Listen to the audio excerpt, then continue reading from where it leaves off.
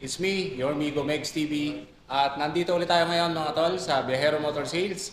Dito lang located sa Lanoy Subdivision, National Highway, Barangay Kalupang, General Santos City. So kung usapang bago, eto mga tol, may bago, ang Skygo. Tara, silipin natin.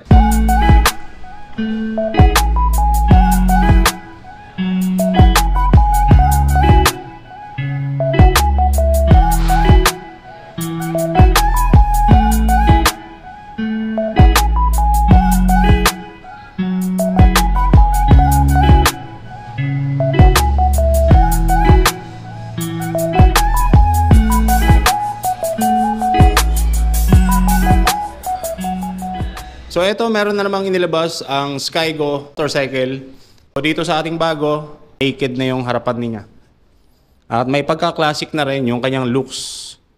So ito pares lang 175cc. So itong motor na to wala pang specs at hindi ko pa ma-search sa Google, no, at wala pa rin naka-review na itong bagong motor ni Skygo na Wizard 175. Nakita ko lang itong lumang version. So ito talaga ay fresh na fresh pa. So ang gagawin natin dito, mag-walk around review lang tayo dito sa motor na to. Punta tayo dito sa kanyang harapan.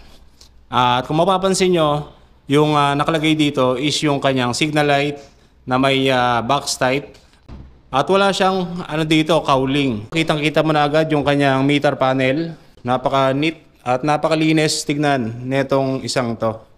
Tapos dito sa kanyang harapan, meron siyang rubber boots para sa kanyang conventional telescopic fork.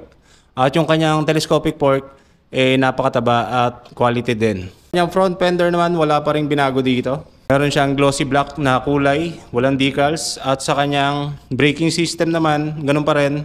Naka-mechanical drum brakes at yung kanyang wheels, spoke rim yung kanyang wheels dito sa harapan at maging sa ating likuran. Sa kanyang brand naman ng gulong, meron siyang U1 Sing at ito ay may sukat na 2.75 by 17 at ito ay tube type. So meron siyang interior sa kanyang loob.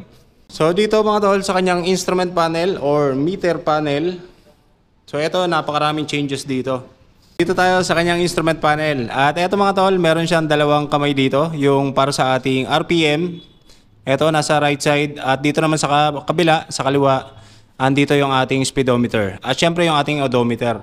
Tapos ang kaiba dito sa ating luma, yung kanyang gear indicator. So nandito sa itaas. At eto ay analog type, no? At eto naman yung kanyang mga indicators dito sa ibaba. So pupunta natin yung bago. So ayan, tignan ninyo maigi itong bagong Skygo Wizard 175 na kanyang instrument panel. So ano ang pagkakaiba? Dito sa gitna, so makikita natin dun sa kanyang previous, meron siyang gear indicator dito. Pero dito sa bago, yung kanyang fuel gauge indicator na. Tapos ang ating indicator dito, or yung gear indicator, so naka-digital yung kanyang indicator, no? So napakaganda. At hindi ko siya napansin dahil napakaliit lang. Akala ko mga switches lang din siya or mga switches indicator. So katabi lang siya ng ating high beam indicator.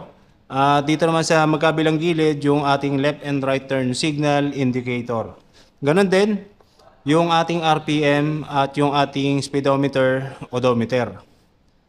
And yung ating meron siyang isang kamay dito, pangatlo. So para sa ating fuel gauge indicator. So ayos na ayos. Sa kanyang key system naman, syempre naka-traditional key, kagaya pa rin ng previous. At meron din siyang lock para mas safe yung motor natin. So dito naman sa kanyang handlebar, ito naka-naked at naka-upright position. So kapag umupo ka dito, magkakaroon ka ng feeling na marerelax ang iyong katawan habang ikaw ay nagmumotor.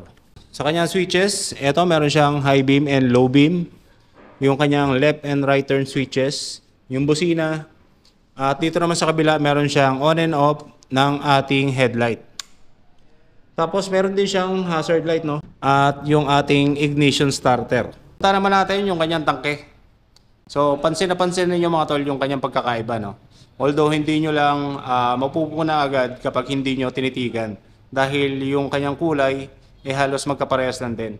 Yung isa may pagka dark or dark yung kanyang pagkapula, no? Tapos dito naman sa bago, parang may pagka-light siya. Tapos yung combination naman niya ng decals, meron siyang white and parang orange na color red na may combination. Tapos may black din. So dun sa kabila, meron siyang white, silver, metallic, and then may pula. So dito kakaiba dahil meron siyang ibang kulay dito na combination. Pagdating naman dito sa gilid, so ayan, meron siyang extended dito na kulay glossy red. Tapos may decals din ng Wizard 175 na may color black yung kanyang kulay. At dito mayroon siyang pattern na color white at nakalagay Euro 3 compliant. So eto mga tol, ang isang ito ay nature friendly. So ayos na ayos. Punta naman natin yung kanyang upuan at dito sa ating bago at maging dito sa ating luma, no? So ito meron siya mga square type na box na design sa kanyang seat cover at pagdating naman dito sa ating bago, so kakaiba yung kanyang design para siyang may pakpak dito.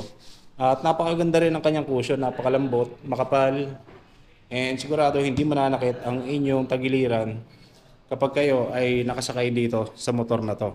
Sa kanyang carrier naman, eto may nakahanda na rin para sa ating top box. Ganun din sa ating luma. So yan, pares lang ng design dito sa bandang likuran. So ang kanyang taillight dito sa likuran naka-LED na. And kagandahan nito, syempre matipid siya pagdating sa battery consumption. Gumagamit siya ng bulb type dito sa ating signal light. So dito lang sa ating taillight, no, LED yung kanyang ilaw. So ayos na ayos. So ito yung kanyang rear fender at yung kabitan ng ating plate number. Or naka twin shock yung kanyang suspension dito sa likuran. At ito ay adjustable. So dito sa ibaba. Pagdating naman sa kanyang braking system sa likuran, meron siyang mechanical leading drum brakes. Same pa rin ng ating previous na Wizard 175. At ito, meron siyang U1 Sing na brand. At meron siyang sukat na 3 by 17 inch. At ito ay tube type. Of course, hindi pa rin mawawala yung ating kickstarter. So ayos na ayos to. At kapag nalobat ang inyong battery or nasira ang inyong ignition starter, so mapapaandar pa rin natin ang motor na to gamit yung kanyang kickstarter. Nagtatanong ng presyo ng motor na to. Meron siyang kabuang presyo na 48,000 pesos. So napakamura at magkakaroon ka na ng ganitong classic type at pang negosyo na motor. So kapag inutang nyo naman, meron lang siyang down payment na 6,000 pesos. At depende na sa inyo kung tataasan nyo pa ang inyong down payment para mas less yung inyong monthly na babayaran. So sa loob ng kanyang 3 taon, meron kayong babayaran buwan-buwan na 2,116 pesos.